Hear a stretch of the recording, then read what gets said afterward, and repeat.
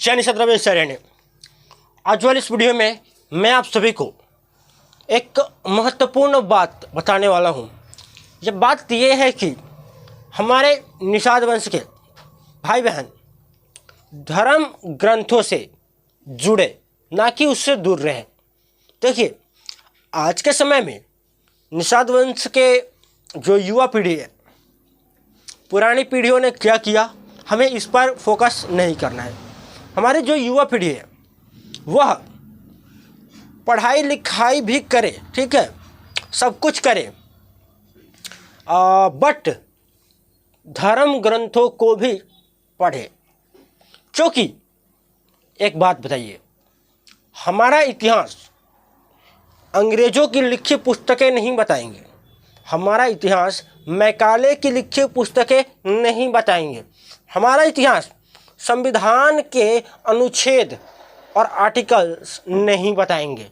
हमारा इतिहास जो है, हमारे पूर्वजों का जो नाम जो है, वो धर्म ग्रंथ बताएंगे।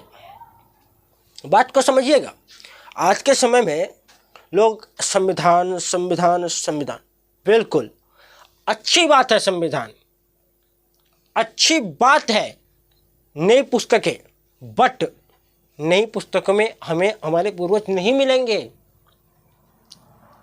हम पर विश्वास नहीं है तो आप बात बताइए हमें, आप बचपन से अभी तक जितने भी क्लास तक पढ़े हो, उसमें कहीं पर भी आपको आपके पूर्वजों का नाम मिला? नहीं मिला। क्योंकि यह एक अंग्रेजी मेथड द्वारा बनाए गए किताबें हैं, अंग्रेज़ों की संस्कृति है और अंग्रेज़ों का ही एजुकेशन पॉलिसी है, जिसके हिसाब से हमें बस वही जानने को मिलता है जो साइंटिफिक प्रूफ्ड होता है। हमें क्या साइंस से ये सबूत लेना पड़ेगा कि हमारे पूर्वज का नाम क्या था? क्या साइंस बताएंगे? नहीं। हमें अपने पूर्वजों का नाम, हमें अपने पूर्वजों की वंशावली, हमें अपने पूर्वजों का इतिहास धर्म ग्रंथों में मिलेंगे। और हाँ, एक और बात, धर्म ग्रंथों में भी आपको अच्छे तरीके से देखना पड़ेगा।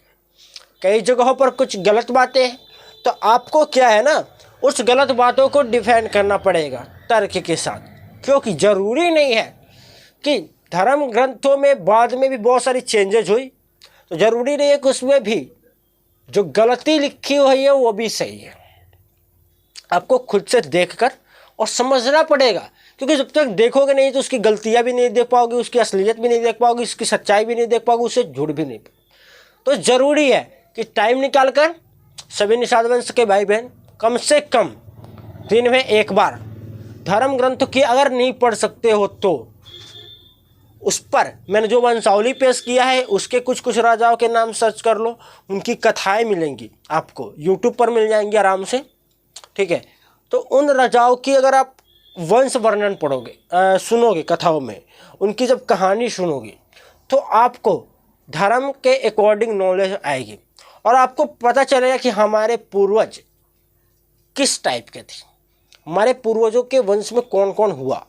आप जब ये कथाएं सुनेंगे ना तो आपको पता चलेगा।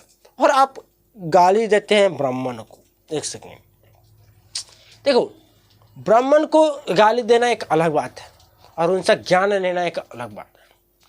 कोई हमें ज्ञान दे रहा है तो हम उसे नहीं लेंगे, ऐसी बात तो भाई पागलपंती हुई। कि हमें मिठाई दे रहा है कोई, हम नहीं लेंगे, हम नहीं लेंगे, ऐसी बात हो गई जो। तो ऐसी बात नहीं है। अगर सामने वाला ज्ञान दे रहा है भाई, तो हमें ये देखना है कि हमें कौन सा ज्ञान, कितना ज्ञान लेना है और कितना ज्ञान नहीं लेना है, ये देखना है। तो सामने हमारे बहुत सारे कथावाचक है, हमारी पूर्वजों की जब कहानी सुना रहे हैं, हमारे जो वंश वर्णन है, कहानी सुना रहे हैं, तो हमें सुन लेना है जाकर उन्हें। अब सुन लेंगे तो जानकारी हो जाएगी, ज्ञान हो जाएगी, तो हम किसी को जवाब भी दे पाएंगे, अपना वंश का इतिहास भी बता पाएंगे। तो इसलिए मैं बोल रहा हूँ कि धर्म ग्रंथों से जुड़ो, उससे अलग मत हो, उससे धत्ता मत बताओ, उसे गलत मत बताओ। पढ़ लो, समझ लो, उसका भी ज्ञान ले लो, तब जो बोलना है बोलना भाई, पहले ले लो ज्ञान, उसके बाद। अब भाई पढ़ने से पहले उसको गलत बोल दिया, कैसे? दूसरों के बात पर भरोसा नहीं करना चाहिए, खुद से पढ़ लेना चाहिए। तो इसलिए मैंने बोला पहले ही, इस वीडियो का मेन मकसद यही था कि आप सभी धर्म ग्रंथों से अलग मत हो, कथाओं से अलग मत हो, खुद को मत करो। कथाएं में भी कुछ क्वालिटीज़ होती हैं, उन कथाओं में भी कुछ वे जानकारियाँ हमें लेनी है जो हमारे लिए ज़रूरी हैं, ठीक है। और एक्स्ट्रा ले ले तो भाई सोने पर सुहागा। तो जो ज़रूरी है हमारे पूर्वजों की कथा, तो अब जाकर पहले इस वीडियो के बाद जाकर ध्रुव जी के वंश वर्णन की कथा सुनना, पृथ्वी जी के वंश वर्णन की कथा सुनना। अच्छा, पृथ्वी जी की आप सुनोगे उत्पत्ति, ठीक है, आप बहुत सारे विद्वान कथावाचक मिल जाएंगे जो पृथ्वी जी की उत्पत्ति करता सुनेंगे। तो हर एक जगह आपको निषाद के नाम के उल्लेख मिल जाएंगे हर एक कथावाचक के मुंह से। कहीं कहीं पर उन्हें जंगल में प्रस्तावित बताएंगे, तो कहीं पर जंगल का राजा बताएंगे, ठीक है। तो उस पर मत जाना, बस यार देखो ना कम से कम कि निषाद की उत्पत्ति हुई है, बस ये देखो कम से कम।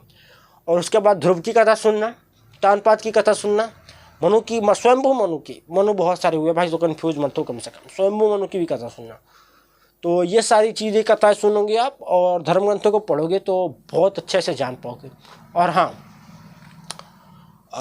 मैं समाज को तोड़ नहीं रहा हूँ, समाज को जोड़ रहा हूँ, क्योंकि एक वंश को पहचानना समाज को जोड़ना होता है और जाति को बनाना समाज को तोड़ना होता है। तो इस वीडियो से बस यही आपको बोलने के लिए मैंने इस वीडियो को बनाया है। वीडियो का मेन मकसद है कि आप सभी धर्म ग्रंथों से जुड़े, कथाओं से जुड़े, इससे अलग ना करें खुद को। अलग करने पे घाटा है, नाफा नहीं है, फ़ायदा नहीं है। ये वीडियो कैसा लगा कमेंट सेक्शन में जरूर लिखिएगा और ऐसे ही निषाद वंश से संबंधित हर एक प्रकार की वीडियोज़ के लिए इस चैनल को सब्सक्राइब जरूर कर लीजिएगा। धन्यवाद। जय निषाद राज।